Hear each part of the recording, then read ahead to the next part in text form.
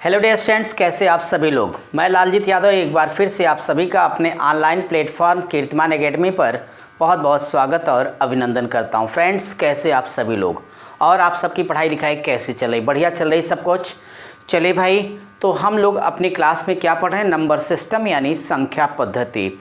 तो संख्या पद्धति में हम लोगों ने अपनी पिछली क्लास के अंदर क्वेश्चन नंबर 60 यानी 60 नंबर तक पूरा कर लिया। आज की क्लास को स्टार्ट करेंगे क्वेश्चन नंबर 61 यानी 61 से। तो तैयार आप सारे लोग? डन। चलिए आज की क्लास को शुरू करते हैं। तो सबसे पहले कॉपी पेन उठाइए और जरा संख्या पद्धति लिख लीजिए।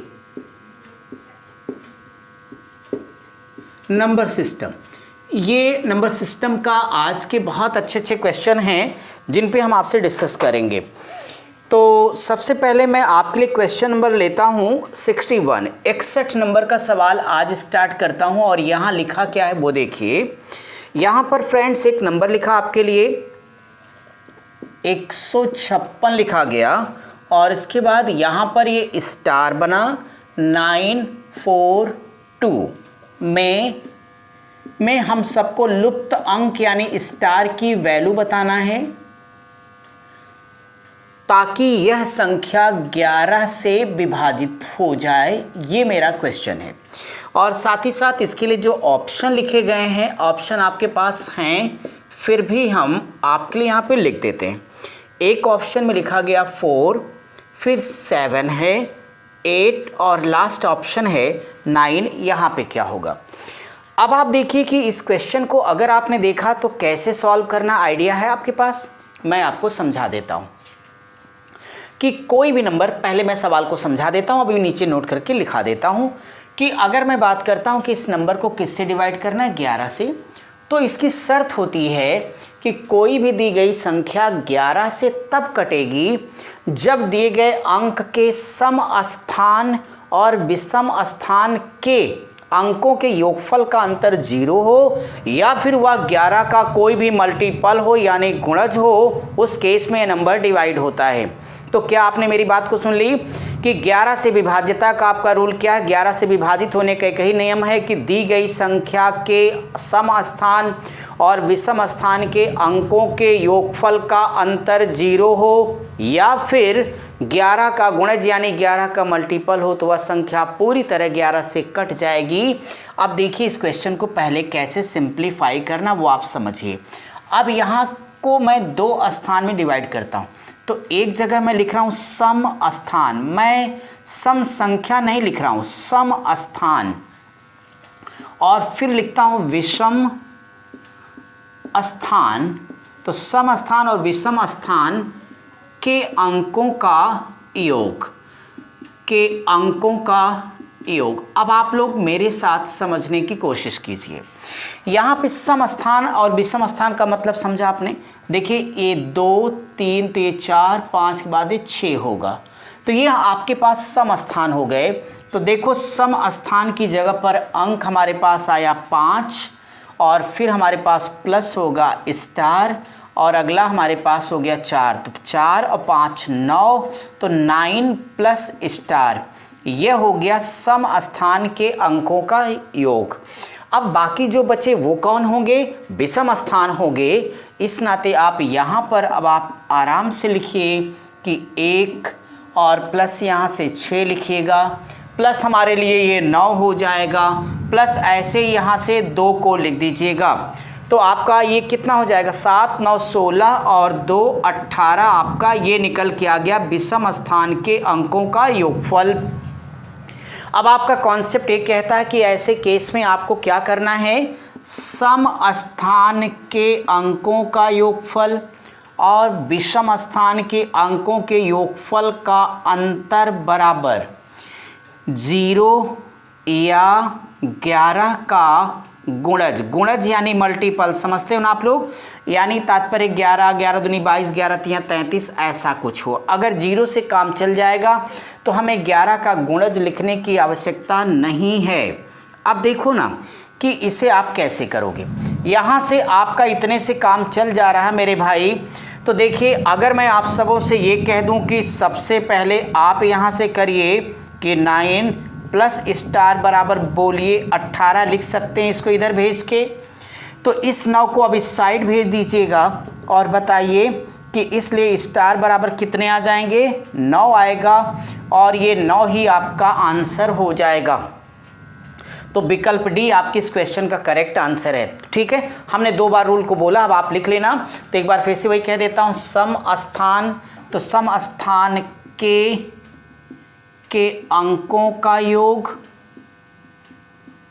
और विषम स्थान के अंकों के योग का अंतर 0 या 11 का गुणज हो तो वह संख्या 11 से कटेगी या विभाज्य होगी। ये आपकी विभाज्यता का रूल है। ठीक है, तो ये नियम भी अपनी कॉपी में नोट कर लीजिएगा और उम्मीद करता हूँ कि क्वेश्चन भी आपके समझ में आ गया है। तो आप जल्द से जल्द इसे कॉपी करिए और हम आपके लिए क्वेश्चन नंबर 62 लेके आ रहे हैं और देखते हैं कि 62 नंबर के क्वेश्चन को आपको कैसे डिस्कस करना होगा और इस 62 वाले सवाल में आपके लिए क्या लिखा गया। बस आप देखिए ना, गणित बहुत मज़ेदार, खासतौर पे जो नंबर सिस्टम वाला आपका टॉपिक है, इसमें आपको लैंग्वेज केवल समझना रहता है कि अगर आपने भाई भाषा को समझ लिया तो फिर तो क्वेश्चन कैसा भी हो, कोई भी हो, आप सॉल्व कर लेंगे। सो आप सब आलस्य बिल्कुल नहीं करिए, अपनी तैयारी को एकदम ज़बरदस्त तरीके से अब की बार आप आगे बढ़ाइए। इस बार आर या पार हो जाए ताकि आपके सिलेक्शन में कोई डाउट ना हो। मैं बार बार आपसे कह रहा हूँ और आप सीरियस भी होंगे। और इसी बात पे क्वेश्चन नंबर 62 अब आप मेरे साथ यहाँ पे सॉल्व करिए। देखिए 62 नंबर लिखा है कि 5 लिखा गया, फिर यहाँ पे स्टार आ गया, 3 4 3 4 5 7।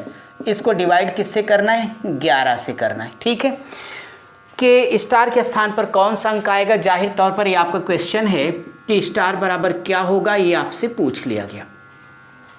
9 से कौन विभाजित होगा, तो पिछली क्लास में हमने सिखा रखा। आज 11 की बात करता हूं और आपसे कहा था कि खासतौर पे 9 और 11 वाले क्वेश्चन आपके एग्जाम में आते हैं, तो आप उसको लेके थोड़ा सा रेडी रहिए, सतर्क रहिए, होशियार रहिए।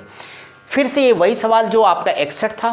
तो अभी हमने आपको 2 बातें सिखाई कि ऐसे क्वेश्चन जब पाएंगे तो आप लोग क्या करोगे, इसे 2 हिस्सों में डिवाइड करिए भाई। तो एक जगह लिखिएगा सम स्थान, मैं सम अंक नहीं लिख रहा हूँ, सम स्थान के अंकों का योग। और सेकंड कॉलम क्या लिखेंगे आप, तो सेकंड कॉलम आप यहाँ लिखिएगा विषम स्थान के अंकों का योग। आप समझ लें इसलिए मैंने ऐसा लिख दिया। और यहाँ बताइए कि सम स्थान तो 2 3 4 5 तो 6 हो जाएगा, यानी सम स्थान की जगह पर कौन बैठा है, स्टार प्लस, फिर हमने अपने पास क्या होगा 4 प्लस 7 होगा, 7 4 11 और प्लस स्टार। ये हो गया आपके पास सम स्थान के अंकों का योगफल। बोलिए हो गया। अब विषम स्थान जो बचे हैं वो विषम हो गए, तो विषम कौन हो गए भाई 5 और यहाँ से +3 + 5 हो गया। तो आपके पास आएगा 5 3 8 और 5 13। ये हो गया विषम स्थान के अंकों का योगफल। आपको मैं एक बात बता दूं कि हाँ ठीक है 5 3 8 5 13 हो गया। सम स्थान और विषम स्थान तो फिर क्या लिखोगे 11 प्लस स्टार माइनस 13। तो सम स्थान के अंकों का योगफल माइनस विषम स्थान के अंकों का योगफल बराबर 0।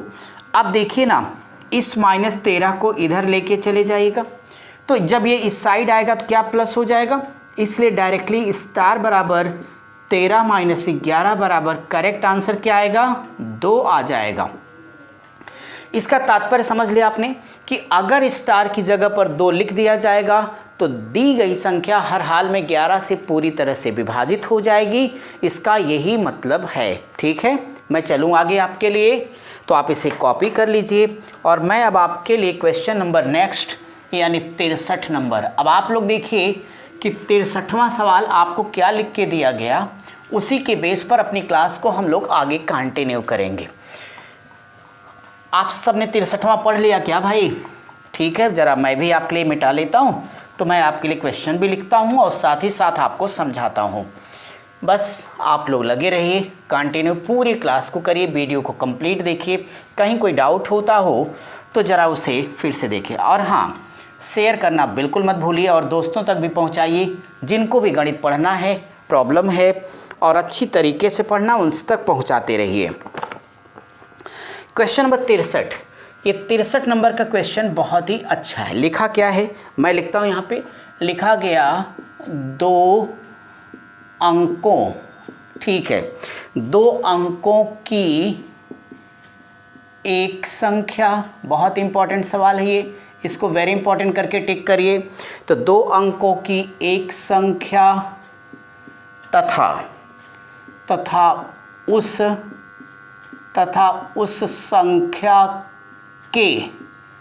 संख्या के दोनों अंकों के, उस संख्या के दोनों अंकों के स्थान अदल बदल, दोनों अंकों के स्थान अदल बदल के बाद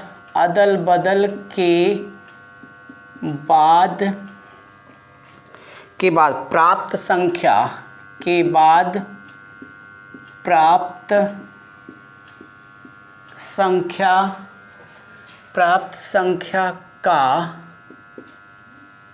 संख्या का अंतर 63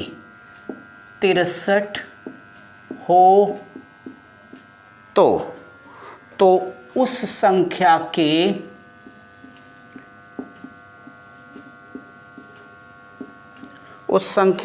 अंकों का अंतर क्या है? उस संख्या के अंकों का अंतर क्या है? ये क्वेश्चन है, लिख दिया आप सभी लोगों ने। अब देखिए, जब ये क्वेश्चन आपके पास आ गया तो ऐसे क्वेश्चन को आप कैसे सॉल्व करेंगे, ज़रा मेरे साथ 1 मिनट के लिए आप समझिए। भाई, जब भी ऐसे प्रश्न आते हैं तो ऐसे सवालों को सॉल्व कैसे करते हैं, मैं इसके लिए एक बहुत ही प्यारा सा तरीका आपको सिखाऊं कि जब ऐसे क्वेश्चन पाना आप, तो कुछ करना नहीं मेरे भाई, बस पहले डायरेक्ट मेथड सीखो कि यहाँ पे करना ये है कि दी गई संख्या के अंकों का अंतर कितना लिखा है, 63। जितना अंतर देगा उसी को 9 से भाग कर देना, तो 9 सत्ते 63, 7 आपका आंसर आ जाएगा। यानी जब जब ऐसा सवाल होगा तब तब ही मेरा कॉन्सेप्ट लगेगा। कैसे, वो ज़रा मैं विस्तार से करके आपको दिखा देता हूँ। फिर प्यारा सा तरीका यानी एग्जामिनेशन मेथड हम लोग निकालेंगे, उसकी कोई चिंता नहीं है, एग्ज़ाम मेथड तो आपको आएगा। और एक सवाल अगर हम सॉल्व कर लेंगे तो अंतर वाला भी हमारा क्वेश्चन क्लियर हो जाएगा, योगफल वाला भी हो जाएगा। ठीक है, अब सुनिए कि इस क्वेश्चन का हमारा ये जनरल मेथड क्या होने वाला है। देखें, कहता है 2 अंकों, तो जब जब आपसे कहा जाएगा 2 अंकों की संख्या, तो आप ऐसे मानिएगा कि माना, ये कभी नहीं मानना है, बस एक बार आज समझ लेना है, इसके बाद तो लगाना हमेशा यही है आपको। तो देखो, कॉन्सेप्ट क्लियर करो पहले। तो माना 2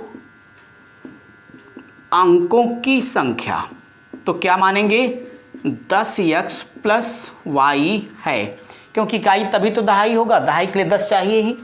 आप बताइए कि अगर 2 अंकों की संख्या 10x + y है, अब कहता है अदल बदल, तो भाई अदल बदल का मतलब इंटरचेंज होता है, यानी स्थान को बदल देना। तो आप कहना इसलिए अदल बदल यानी परिवर्तित संख्या बराबर, बताइए भाई क्या करोगे आप, इकाई का दहाई, दहाई की इकाई कर दोगे, तो आपकी ये संख्या हो जाएगी 10y + x के। अब इन दोनों का जो अंतर है वो 63 है, तो आप बहुत मज़े से कह सकते हैं कि भाई मूल संख्या 10x + y minus 10y + x बराबर 63। बोलो, मैं लिख सकता हूँ इस लाइन को।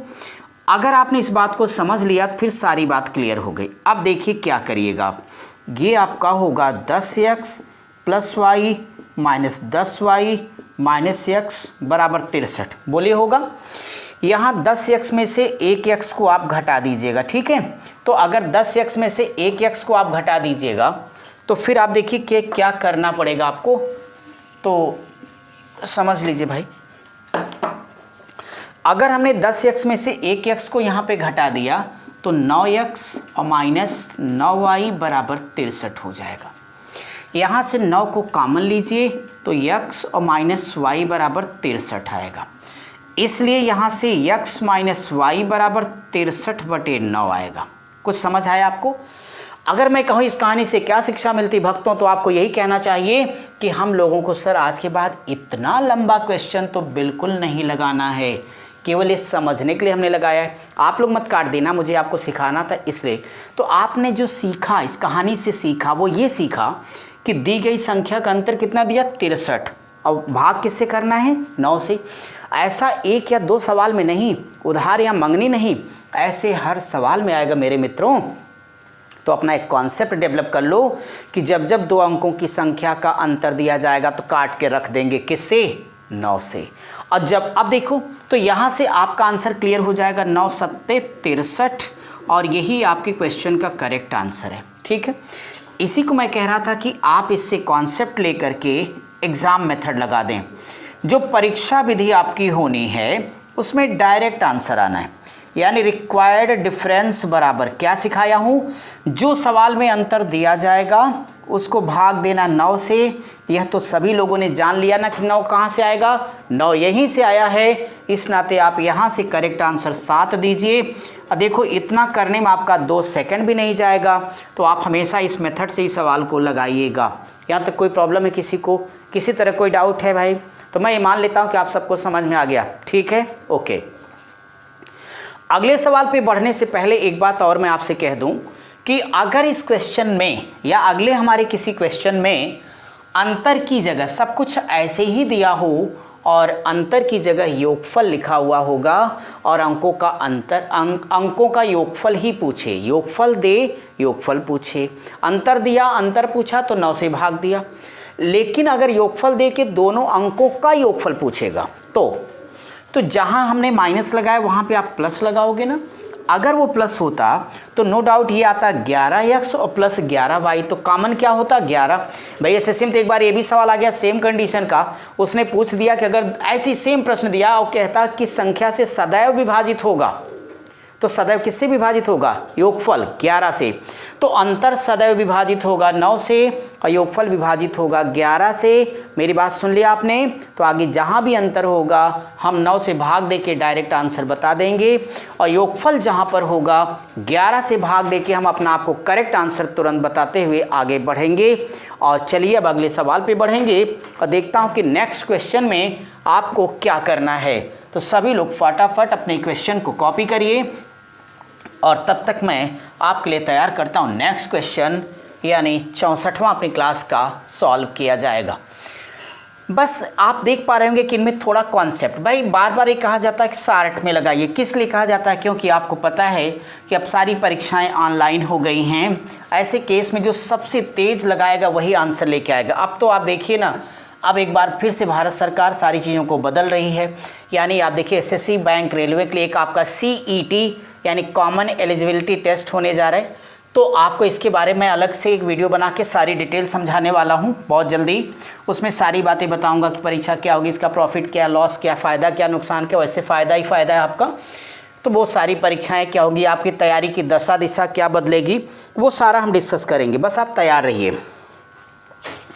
चलिए भाई, अगर आप तैयार हैं तो क्वेश्चन नंबर 64, 64वां सवाल। 64 नंबर का प्रश्न आपके पास लिखा है, तो मेरे पास भी लिखा, मैं आपको सुना देता हूँ। सेम सवाल है, नया होता तो मैं लिखता। लिखा है 2 अंकों की एक संख्या और उस संख्या को पलटने से प्राप्त संख्या का योग 132 है। तो यहाँ पे योग 132 दिया है, उस संख्या के अंकों का योग क्या होगा? फ्रेंड्स, अभी हमने कहा है कि 2 अंकों की संख्या कह रहा है, तो आप सीधे कहना 2 अंकों की संख्या के स्पेशली अंकों, तो अंकों का योग बताना है। तो हमने अभी आपको क्या सिखाया कि जब भी ऐसा क्वेश्चन हमें मिलेगा तो आपको भाग देना किससे भैया, 11 से। तो कहना इसलिए क्वेश्चन मार्क बराबर आपके क्वेश्चन में 2 अंकों की संख्या के अंकों का योग 132 लिख के दे दिया गया। अंतर होता तो किससे भाग देते, 9 से। योगफल किससे दोगे, 11 से, और काट दीजिएगा 12, तो यही आपका 12 करेक्ट आंसर हो जाएगा। क्लियर है सबको। जनरल मेथड लगाना है तो जैसे हमने क्वेश्चन 63 लगाया वैसे ही आप लगा लेना, माइनस जगह प्लस लिख दीजिएगा बस। चलिए भाई क्वेश्चन नंबर 65, 65वां आपका होमवर्क होता, सो मैं यहाँ डायरेक्ट लगा देता हूँ। 65 नंबर पे ये लिखा गया कि 2 अंकों की एक संख्या और उस संख्या को पलटने से प्राप्त संख्या का अंतर। तो इस बार आपका डिफरेंस पूछ दिया, बताइए अगर अंतर होगा तो आप किससे भाग दोगे, बोलो भाई। तो आप कहोगे मैं 9 से दूंगा, तो 72 को 9 से काट दो, तो 9 × 72, आपका करेक्ट आंसर 8 हो गया 65वें सवाल का। 66 यानी 66 नंबर देखिए, तो अगर मैं 66 नंबर क्वेश्चन डिस्कस करता हूं तो क्या होगा। यहाँ लिखा है कि 2 अंकों की एक संख्या तथा उस संख्या के दोनों अंकों की स्थिति अदल बदल के बाद प्राप्त संख्या का योगफल 66 है। तो संख्या के अंकों का योगफल क्या होगा, आप ही बताइए क्या होगा, 6 आपका यह आंसर होगा।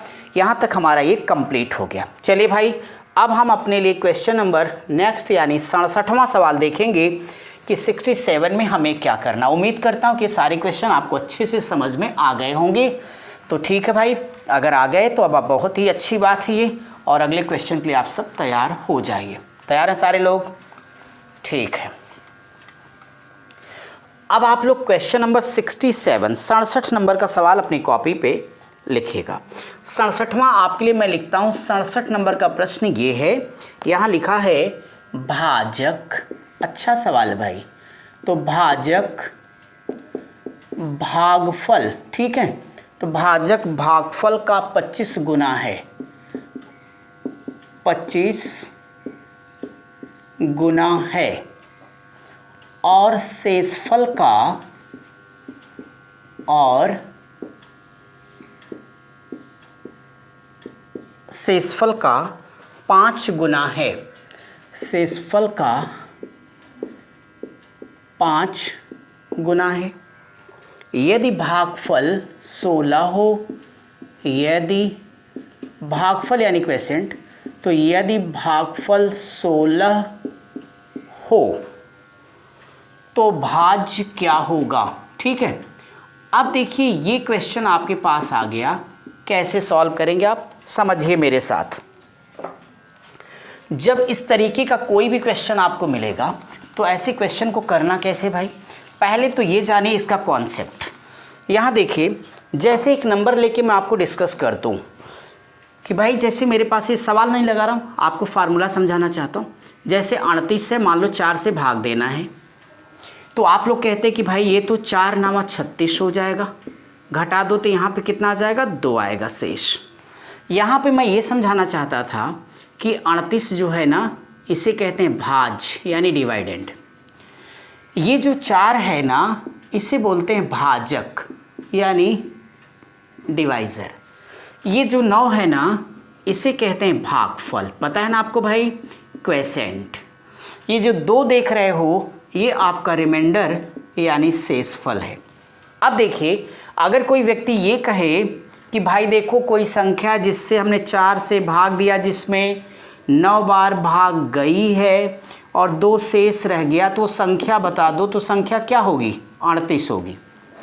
मैं क्या समझा रहा हूँ, यही कि देखो भाजक गुणे भागफल प्लस शेष बराबर भाज्य होगा ना भाई, बस यही फार्मूला लगाना इस सवाल में और आपका आंसर क्लियर आ जाएगा। चलिए तो फिर मैं वो कॉन्सेप्ट यहाँ पे लिख देता हूँ और ऐसे हर बेहतरीन सवाल में आप इस फार्मूले का ही प्रयोग करिएगा और आपको आपका आंसर मिल जाएगा। तो यहाँ मैंने लिख दिया कि भाज्य बराबर होगा भाजक गुणे, यहाँ पे लिखिएगा भागफल और प्लस ये मेरा हो जाएगा शेष के, ठीक है भाई। अब देखो इस क्वेश्चन की तरफ बढ़ो तो वास्तव में लिखता है कि वो भाज्य क्या होगा, तो एक्चुअली ये नंबर हमें फाइंड करना है। अब देखो ना क्या क्या दिया है, भाजक भागफल का 25 गुना है। तो भाई आप कहना पहले केस में चूंकि जो भाजक है वो 25 गुना है, लेकिन किसका, भागफल का, तो भाजक बराबर लिखिए कि भागफल का 25 गुना तो गुणे 25, ठीक है, और शेषफल का यानी अगेन पुनः, तो कहता और पुनः किसको, शेषफल का 5 गुना है, तो और कहना पुनः जो भाजक होगा वह शेषफल यानी शेष का कितना हो जाएगा, 5 गुना, ठीक है। आगे कहते हो अगर भागफल 16 है, तो यार भागफल 16 है तब तो मेरा काम फ्री में बन गया भाई। तो अगर ये 16 आ गया तो ठीक है, कोई दिक्कत की बात ही नहीं होगी, यहाँ पे 16 होगा। अब आप लोग जरा इसको देखिए कि ऐसे केस में आपको कैसे सॉल्व करना होगा। आपको मैं बताऊं कि अब आप अगर इसे देखें यहाँ पे, तो ये भाजक, तो भागफल कितना आ गया, 16 आ गया, 25 दिया था, 16 गुणे 25 करिए तो कितना आ जाएगा, 400 आ जाएगा। ये 400 क्या निकल के आ गया, आपका भाजक आ गया। अब ये 400 अगर हो गया तो सेकंड केस में यहाँ पे 400 लिख दो, तो शेष, बोलिए शेष निकाल सकते हैं आप लोग, तो 5 अट्ठे क्या होगा, 40 से 80 आ गया। देखिए शेष भी आपके पास 80 आ गया। अब इतनी इन्फॉर्मेशन के बाद आप बड़े मज़े से ये कह सकते हैं कि भाज्य बराबर, आप लोग बोलो कि भाजक कितना है, तो 400, बताइए भागफल कितना है, 16, और शेष क्या आएगा, 80, तो 16 चौक 64, 180 आपका करेक्ट आंसर हो जाएगा। क्लियर है सबको, कोई डाउट तो नहीं भाई। तो ये क्वेश्चन आपका पूरी तरीके से सॉल्व हो गया, आप इसे आराम से सॉल्व कर लीजिए, और हम लोग इसके आगे अपनी अगली क्लास में डिस्कस करेंगे। तब तक आप सब पढ़ते रहिए, स्वस्थ रहिए और मस्त रहिए। Thank you.